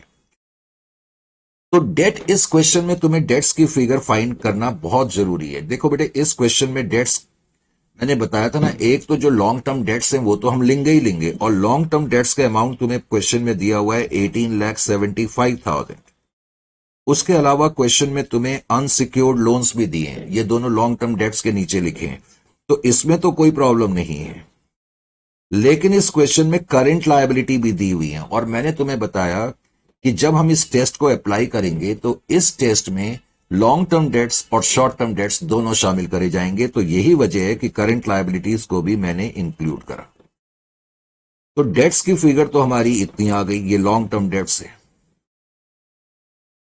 और इस फिगर को मैंने x मान लिया, और 2/1। Is it clear to you और नॉट? तो इन सारे डेट्स को पहले तुम्हें टोटल करना पड़ेगा। तो टोटल अगर मैं करूंगा तो ये आ जाएगा 45,25,000। तो 45,25,000 के हमारे डेट्स हैं, divided by x which is equal to 2/1। तो अल्टीमेटली इसका मतलब हो गया 45,25,000 into 1 is equal to 2x, और x is equal to 45,25,000 divided by 2। तो इस तरीके से आप इसको सॉल्व करेंगे। अब मैं इसको डिवाइड बाई 2 कर दूं तो ये फिगर कितनी आ रही है बेटे? ये फिगर आ रही है इन टर्म्स ऑफ रुपीज 22,62,500। तो इसका मतलब ज्यादा से ज्यादा बाई बैक इस टेस्ट के मुताबिक सॉरी, इस टेस्ट के मुताबिक इसका मतलब यह है कि बाई बैक के बाद मेरी इक्विटी में मिनिमम इतना बैलेंस बचना चाहिए। अभी तो हमने ये फिगर निकाली है ना कि बाई बैक के बाद इक्विटी में कितना बैलेंस बचना चाहिए। अच्छा जी, तो तुम्हें यह पता लग गया कि बाई बैक के बाद इक्विटी में इतना बैलेंस बचना चाहिए। तो अब इसका मतलब तुम्हारी प्रेजेंट इक्विटी कितनी है, पहले तो तुम ये निकालोगे कि प्रेजेंट इक्विटी अभी हमने कंप्यूट करी थी। तो प्रेजेंट इक्विटी जो है, equity share capital plus reserve, जो कि 31,25,000 के हैं, ये अभी हमने कंप्यूट करे थे। आपको याद है, ये हमने अभी कंप्यूट करे थे 31,25,000 यहां पर, करेक्ट। तो प्रेजेंट इक्विटी आपकी इतनी है और मिनिमम इक्विटी बैलेंस आप में इतना होना चाहिए बाय बैक के बाद। Minimum balance in equity, minimum balance in equity after buy back. Buy back करने के बाद आपकी इक्विटी में इतना बैलेंस होना चाहिए, minimum balance in equity after buy back. तो बाय बैक के बाद इतना बैलेंस आपका बचना चाहिए। कितना बैलेंस बचना चाहिए? 22,62,500 का इतना बैलेंस बचना चाहिए। तो इसका मतलब अभी मेरी इक्विटी इतने की है और इतना बैलेंस बचना चाहिए, इसका मैं डिफरेंस ले लेता हूं जो कि 8,62,500 का आ रहा है। इसका मतलब है पॉसिबल बाईबैक इतना हो सकता है। पॉसिबल बाईबैक, पॉसिबल बाईबैक बेटे जो आपका हो सकता है वो इतने तक का हो सकता है, इतने रुपए तक का। इस टेस्ट के मुताबिक भी वैल्यू रुपए में आ रही है, यानी कि मैं 8,62,500 की इक्विटी शेयर कैपिटल खरीद सकता हूं। लेकिन मैं अगर इसको डिवाइड करूं बाई बैक के प्राइस से, तो बाई बैक का प्राइस है 20। अब डिवाइड करने के बाद क्या फिगर आ रही है? 43,125, यानी कि इतने शेयर्स का मैं बाई बैक कर सकता हूं, नंबर ऑफ शेयर्स। अच्छा जी, अब आपने क्या नोट करा? आपने ये नोट करा कि जो टेस्ट नंबर 1 है, जब हमने टेस्ट नंबर 1 करा था तो उसमें 31,250 शेयर्स, नंबर ऑफ शेयर्स इतने आए थे, यानी कि फर्स्ट टेस्ट के मुताबिक मैक्सिमम पॉसिबल बाईबैक इतने का हो सकता है। जब हमने टेस्ट 2 करा तो टेस्ट 2 में हमारी जो फिगर आई थी 39,062 की आई थी, यानी कि मैक्सिमम नंबर ऑफ शेयर जो हम बाई बैक कर सकते हैं वो 39,062 कर सकते हैं। और जो टेस्ट 3 है जो कि अभी अभी हमने करा, उसके मुताबिक 43,125 का मैक्सिमम बाईबैक करा जा सकता है। लॉजिकली हम 31,250 शेयर्स का मैक्सिमम बाईबैक कर सकते हैं। लेकिन इस क्वेश्चन में शुरू में ही क्या लिखा हुआ है? जब हमने ये क्वेश्चन करा था तो इसमें लिखा था कि entity is interested in buyback, entity is interested in buyback। तो एंटिटी जो बाईबैक करना चाहती है वो केवल 25,000 का करना चाहती है, तो अच्छी बात है, कम कर सकती है, लेकिन इतने शेयर से ज्यादा का नहीं कर सकती, लेकिन इससे कम का तो कर सकती है ना। तो entity is interested in buying back of 25,000 shares only, 25,000 shares only. तो इसका मतलब है कि जो कंपनी ये शेयर्स बाई बैक कर रही है वो एज पर लॉ बिल्कुल ठीक है। Entity is interested in buying back 25,000 shares, it is well with in law, it is well with in law. तो इसका मतलब जो है कंपनी जो भी कर रही है वो लॉ के अंदर ही है। अब इस क्वेश्चन ने सिर्फ यही नहीं पूछा, क्वेश्चन ने यह भी पूछा है, पहले तो आप ये बताओ कि कंपनी जो ये 25,000 शेयर्स का बाई बैक कर रही है ये एज पर लॉ ठीक है या नहीं? तो बिल्कुल ठीक है। इंपॉर्टेंट चीज ये है कि कंपनी इतने से ज्यादा शेयर का बाई बैक नहीं कर सकती, क्योंकि इन तीनों में से लीस्ट फिगर ये है। अच्छा जी, अब क्वेश्चन ने बोला है कि कंपनी जितने भी शेयर्स का बाई बैक कर रही है उसकी आप एंट्रीज वगैरह भी करके बताएं और उसका आगे का काम भी करके बताएं। तो ये भी क्वेश्चन ने आगे तुमसे पूछा है, तो बिकॉज क्वेश्चन ने आगे ये पूछा है तो वो काम भी मुझे करना पड़ेगा। तो अब हमें ये तो पता लग गया कंपनी जो है इतने शेयर्स का बाई बैक कर रही है, तो जैसे हम नॉर्मली सॉल्व करते हैं तो हम आगे का काम भी कर सकते हैं। Number of shares being bought back, जैसे कि हम नॉर्मली लिखते हैं, तो वही चीज मैंने लिखी, number of shares being bought back, number of shares being bought back. तो कंपनी जो ये शेयर्स खरीद रही है, इस केस में जैसा कि हमने देखा 25,000 शेयर्स कंपनी खरीद रही है, 25,000। अब 25,000 शेयर जो खरीद रही है, 10 रुपए वाला शेयर है, उसको 20 रुपए के हिसाब से खरीद रही है, ये आपने भूलना नहीं है। तो जैसा कि हम लास्ट सेशन से करते चले आ रहे हैं, तो इस केस में भी मैंने ये देखा, पहले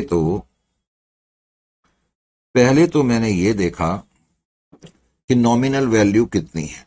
तो बेटे नॉमिनल वैल्यू कितनी है ये तो मुझे बताने की जरूरत नहीं होनी चाहिए। 25,000 इंटू 10 के हिसाब से ₹2,50,000। तो इसका मतलब मेरा कैपिटल बेस 2,50,000 से कम होगा, इसमें कोई डाउट नहीं है। अब मुझे ये बता दो प्रीमियम ऑन बाई बैक कितना होगा। प्रीमियम ऑन बाई बैक, तो प्रीमियम ऑन बाई बैक, क्योंकि हम 20 रुपए के हिसाब से शेयर वापस कर रहे हैं, 25,000 शेयर हैं, 10 रुपए वाले 20 रुपए के हिसाब से वापस कर रहे हैं, तो इसका मतलब प्रीमियम ऑन बाई बैक भी कितना होगा सर, 2,50,000 का होगा। तो प्रीमियम ऑन बाई बैक की फिगर भी आपको पता लगे, लीजिए जी, प्रीमियम ऑन बाई बैक भी आपको पता लगे। अच्छा, बाद में मुझे इसको रिप्लेस भी करना है, बाद में हमें इसको रिप्लेस भी करना होता है, जैसा कि हम जानते हैं। रिप्लेस करने के लिए हमें क्या करना होता है वो भी हमें मालूम है। एक तो हम यूटिलाइजेशन ऑफ रिजर्व्स करते ही करते हैं, और उसके अलावा हमें जरूरत पड़ी तो हम फ्रेश इशू भी करते हैं। ये चीजें हम नॉर्मली करते हैं या नहीं करते? करते हैं। अब ये चीजें करने के लिए मुझे क्या करना होगा, अब आप पहले यहां पर देखें। इन चीजों को करने के लिए सबसे पहले तो हम एक तो एंट्री पहले कर लें। सबसे पहली एंट्री आपकी होगी 1, कैंसलेशन ऑफ शेयर्स, कैंसलेशन। मैं सिर्फ इतना ही लिख देता हूं, cancellation and amount due. Is it clear to you? इसका मतलब है जो शेयर हम बाई बैक कर रहे हैं उनको कैंसिल कर रहे हैं, और हमने इक्विटी शेयर होल्डर को पैसा देना है। तो एंट्री होगी equity share capital account debit. हम अमाउंट लिख ही चुके हैं, नॉमिनल वैल्यू 2,50,000 की है, तो 2,50,000 की फिगर मैंने यहां पर लिख दी। उसके अलावा हम इनको प्रीमियम पे बाई बैक कर रहे हैं, तो प्रीमियम ऑन बाई बैक भी मैंने यहां पर लिखा। अब प्रीमियम ऑन बाई बैक का अमाउंट आपने देखा कि कितना है, वो भी इत्तेफाक से 2 लाख, इत्तेफाक से क्या, वो भी 2,50,000 का है।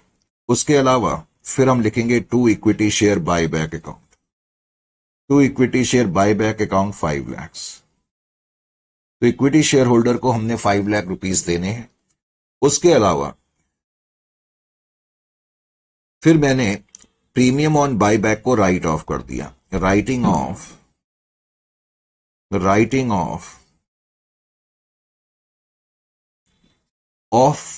Premium on buy back. अब प्रीमियम ऑन बाई बैक को राइट ऑफ करने के लिए कई बार मैं बता चुका हूं कि अगर हमारी सिक्योरिटी प्रीमियम में सफिशिएंट बैलेंस है तो जाहिर है हम उसके अगेंस्ट राइट ऑफ करेंगे, और इस केस में सिक्योरिटी प्रीमियम में सफिशिएंट बैलेंस है, तो security premium account debit 2.5 lakh का प्रीमियम राइट ऑफ करना है। सिक्योरिटी प्रीमियम में सफिशिएंट बैलेंस है, to premium on buy back, ये हमने प्रीमियम को राइट ऑफ कर दिया 2,50,000 से, 2,50,000 से हमने इसको राइट ऑफ कर दिया। करेक्ट? Right sir. अच्छा जी, राइट ऑफ करने के बाद अब इस क्वेश्चन में कोई सेल के बारे में एंट्री नहीं थी, तो अब मैं अपनी वर्किंग को कंप्लीट कर सकता हूं। मुझे 2.5 लाख की रिप्लेसमेंट चाहिए, और जैसा कि तुमने देखा हमारे को क्वेश्चन में रिजर्व्स दिए हुए थे, और रिजर्व्स हमारे पास काफी मात्रा में उपलब्ध है।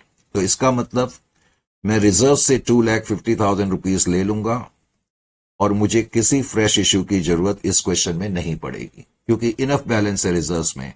तो इसका मतलब अगली एंट्री जब मैं करूंगा यूटिलाइजेशन ऑफ रिजर्व्स की, यूटिलाइजेशन ऑफ रिजर्व्स। अब यूटिलाइजेशन ऑफ रिजर्व्स की जब एंट्री करेंगे तो हमने रिजर्व्स का इस्तेमाल करा है, तो रिजर्व्स अकाउंट डेबिट या जनरल रिजर्व अकाउंट डेबिट जो भी लिखते हैं,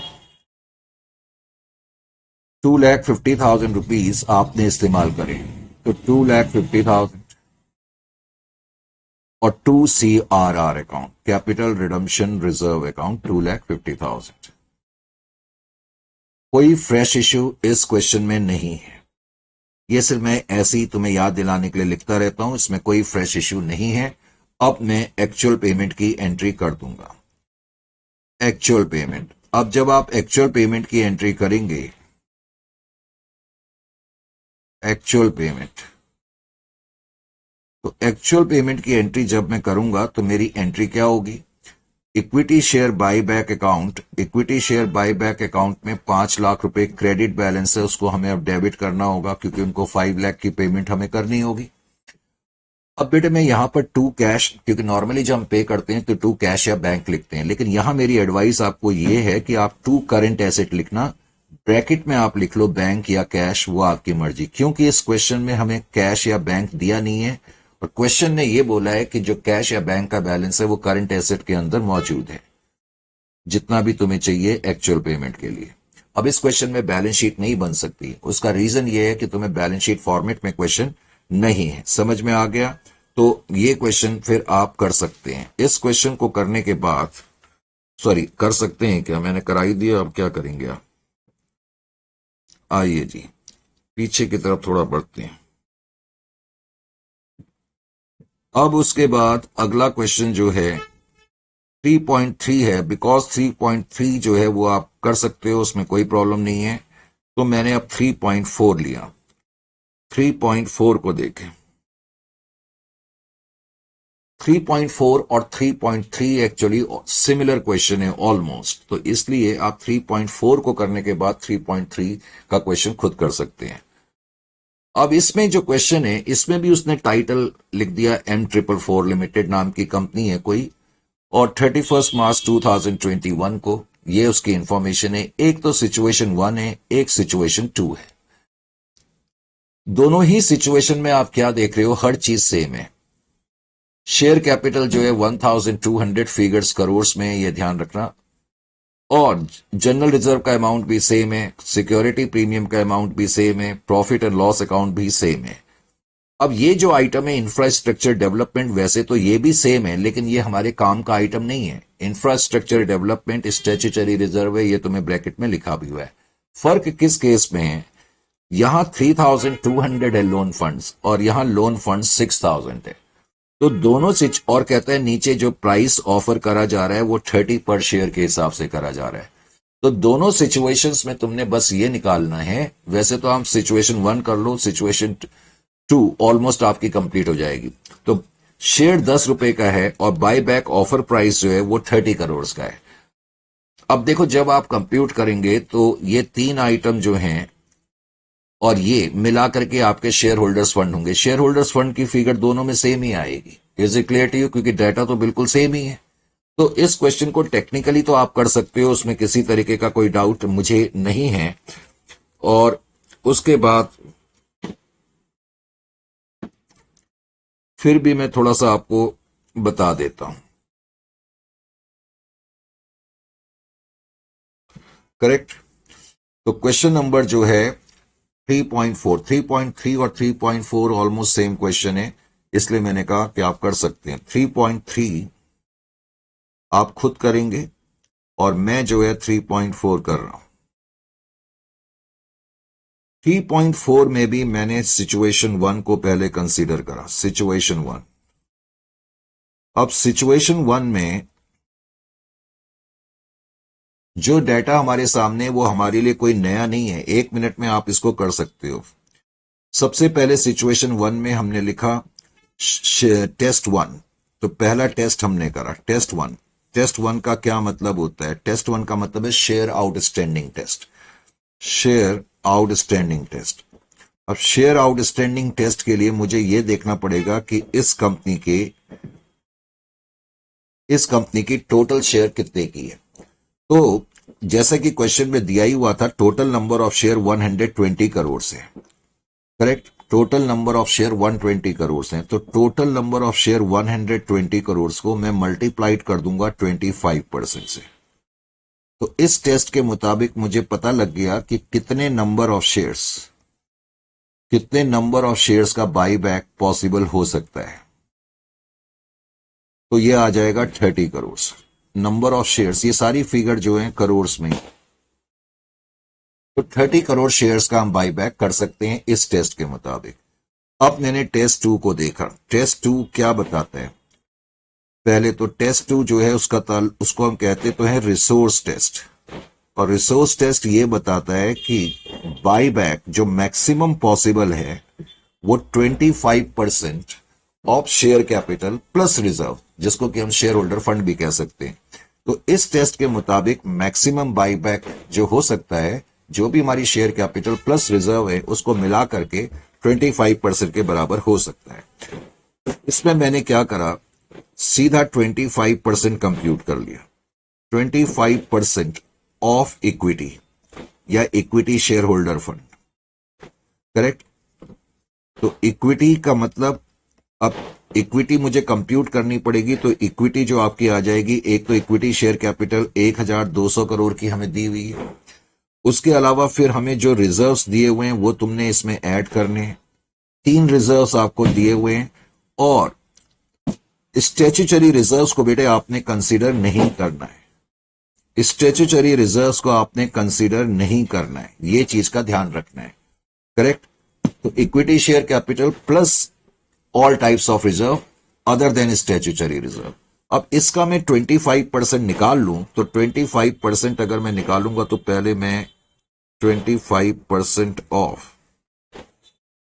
ये कितना आ जाएगा, debt is equal to 600 plus 1800, इतना ही आएगा ना, 800, 2200 इंटू 2, कितना आ रहा है?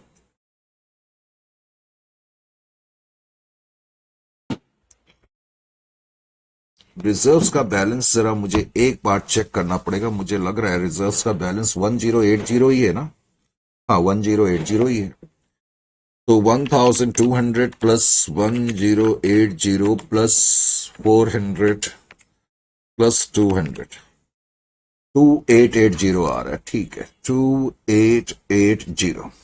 तो 25% बेटा ये रुपी वैल्यू है, ये हमने भूलना नहीं है। ये सब चीजें शेयर कैपिटल जो है रुपी में दी हुई है, रिजर्व्स भी रुपी में है, तो इसका मतलब ये रुपी वैल्यू है। तो 25% of this that is equal to how much, that is equal to rupees 720 crore. यानी कि इस टेस्ट के मुताबिक जो मैक्सिमम बाईबैक हो सकता है वो रुपीज 720 करोड़ का हो सकता है, रुपीज 720 करोड़ का हो सकता है इस टेस्ट के मुताबिक। रिसोर्स टेस्ट ये कहता है the buyback, maximum possible buyback can be 25% of share capital plus reserve and surplus. Indirectly इसका मतलब है 25% ऑफ इक्विटी।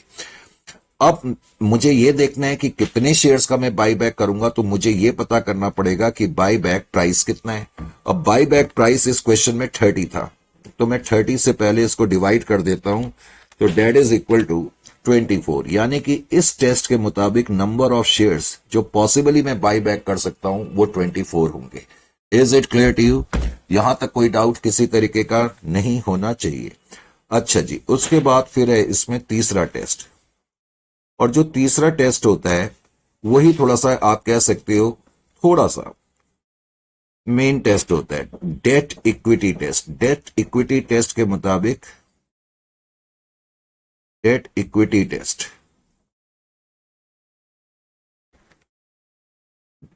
तो उसके लिए मुझे क्या करना पड़ेगा, पहले तो मैं यहां पर डेट्स लिखूंगा।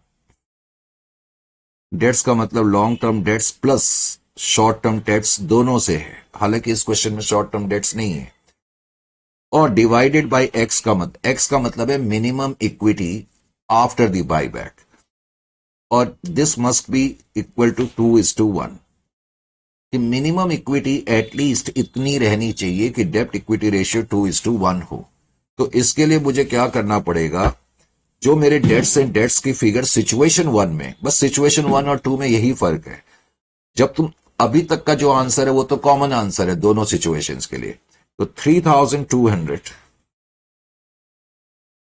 और उसको डिवाइड कर दो x से, and which is equal to 2/1।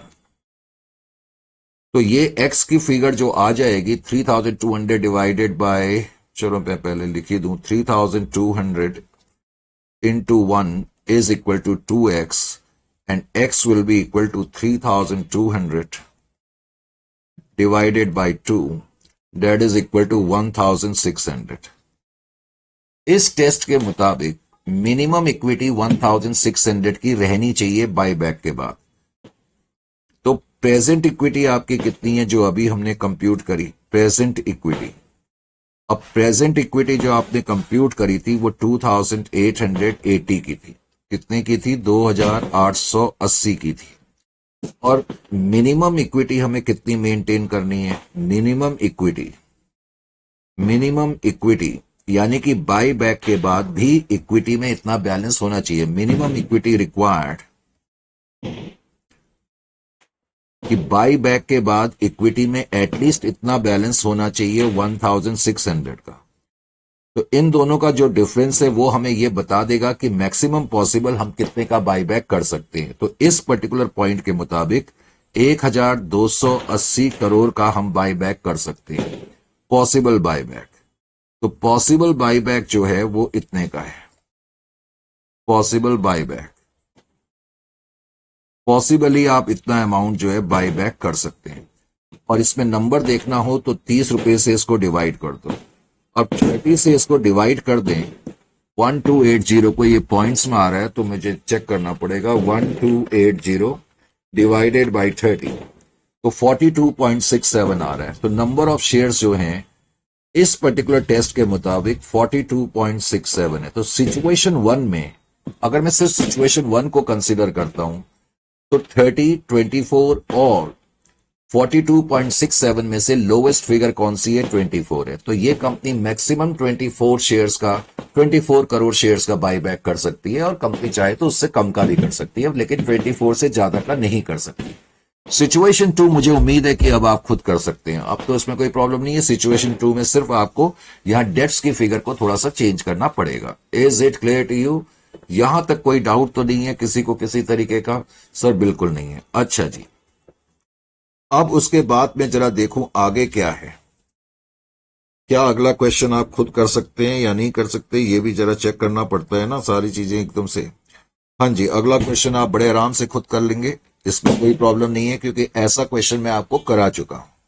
ठीक है, आप सोचेंगे सर इसमें तो बैलेंस शीट दी है, तो क्या हो गया? बैलेंस शीट से आपको थोड़ी कुछ करना है। जो मैंने इससे पहले एक क्वेश्चन कराया, देखो यहां पर भी कुछ नहीं है इस क्वेश्चन में। ये B222 लिमिटेड नाम की बैलेंस शीट है।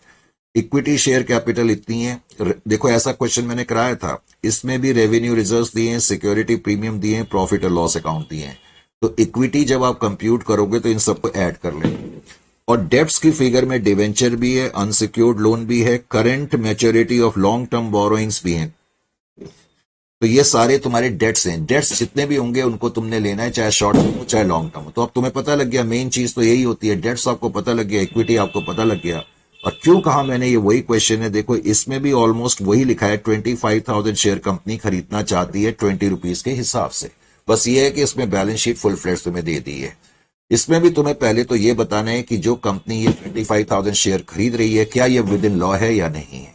आप तीनों टेस्ट करोगे और अल्टीमेटली आप देखोगे कि ये 25,000 शेयर्स का बाई बैक करेक्ट है, यानी कि कंपनी इतने शेयर खरीद सकती है। और इसमें भी आपको फिर उसी तरीके से एंट्री करके आप दिखाना चाहें तो दिखा सकते हैं। ये समरी स्टेटमेंट भी मैंने बनाई हुई है। ठीक है, तो इसका मतलब कंपनी जो 25,000 शेयर खरीद रही है वो विद इन लॉ है और उसकी एंट्रीज भी मैंने करके यहां पर दिखा दी हैं। ना सिर्फ एंट्रीज बल्कि बैलेंस शीट भी मैंने बना करके दिखा दी है, हालांकि इसकी जरूरत आपको नहीं है। अगला जो सेक्शन है उसका ताल्लुक ऑफ कोर्स सेक्शन 4 से है। फिर नेक्स्ट सेशन में जब आपकी और मेरी मुलाकात होगी तो उसमें हम सेक्शन 4 के बारे में फिर बातचीत करेंगे। तो आज के लिए इतना काफी है, मिलते हैं फिर आपसे नेक्स्ट सेशन में।